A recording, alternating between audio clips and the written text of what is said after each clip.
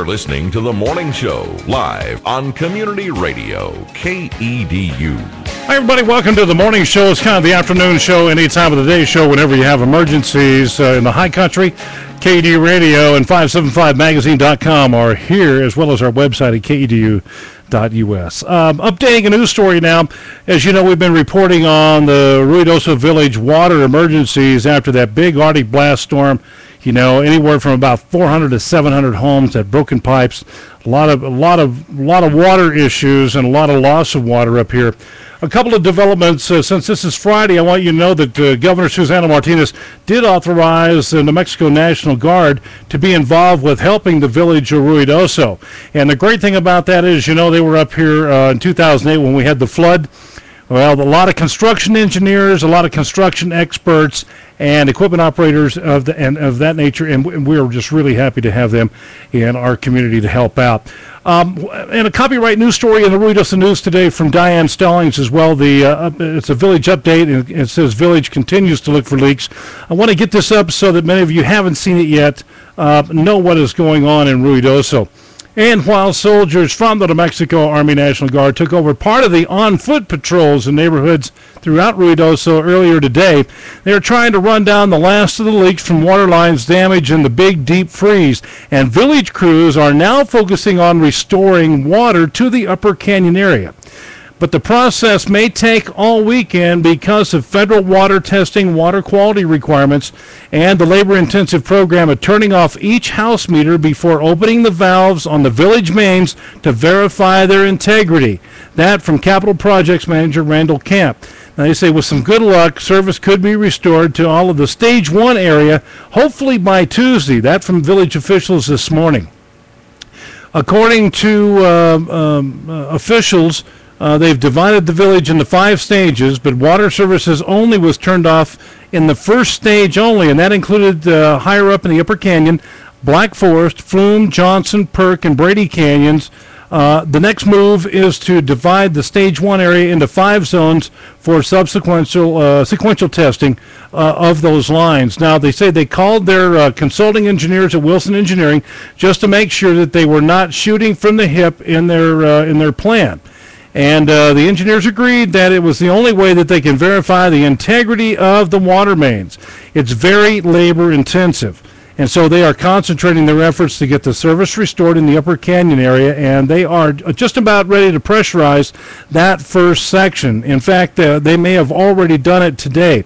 Now, Village Manager Debbie Lee said Dennis Brand with Wilson and Wilson designed the replacement system after the July 2008 flood in the Rio Ruidoso. Water service has been uninterrupted to the rest of the village except to more than about 400 homes where meters were cut off. That was because of water leaks and broken pipes that were actually detected. Now, in a press release earlier from the village manager today and Mayor Ray Alborn, who were here in Studio B, you can hear that interview up on our KEDU.us website. They pointed out that the village is in the 5th day of the water emergency in efforts to stabilize the village water system.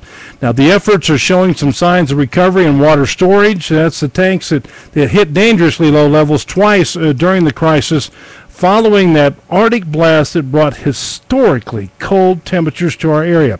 Now, the Ebony pressure reducing valve was turned off around 10 a.m. Tuesday in response to a precipitous drop in water levels at the 2 5 million gallon potable water storage tanks that are both located on Alto Crest. They represented a loss of approximately 6 million gallons of water. They had to turn them off, folks. Village staff is continuing to monitor the water levels at the Alto tanks, which measured at 25 feet this morning. The system's currently only about able to produce 2.5 million gallons of water per day, which is a serious concern for the village because they need all they can for the delivery of water to the residents, not including our guests that are going to be showing up. So also the manager wrote that the next 2 to 3 days will be critical in the effort to maintain a minimum water level above 16 feet in the Alto tanks. And she said they recognize the need to restore service to the residents and the Upper Canyon portions of the Upper Canyon, Perk Canyon, Brady Canyon, Flume Canyon, and they've developed a plan to accomplish this in the most expedient way possible. And she said to assist them with this effort, the governor has authorized the mission of the New Mexico National Guard, who arrived this morning around 10:30 And it is good to have them here because they are a National Guard engineer and construction unit. They're based out of Roswell, and they're going to use a regular training weekend to help out here in Ruidoso. They're going to be running down more leaks and pipes as they begin to thaw. Small cracks have turned into breaks. And so the trip here is not a deployment, but they're here to help, and that's what we need. We need more people on the ground. There's a huge process. There's a copyright story in the Ruidoso News today, and we hope that you will go there and check it out. I'm limited on time, folks. I've got to get out of here. We'll keep you updated here as soon as we have additional information. www.kedu.us. Thanks for making this part of your day. You're listening to The Morning Show, live on Community Radio, KEDU.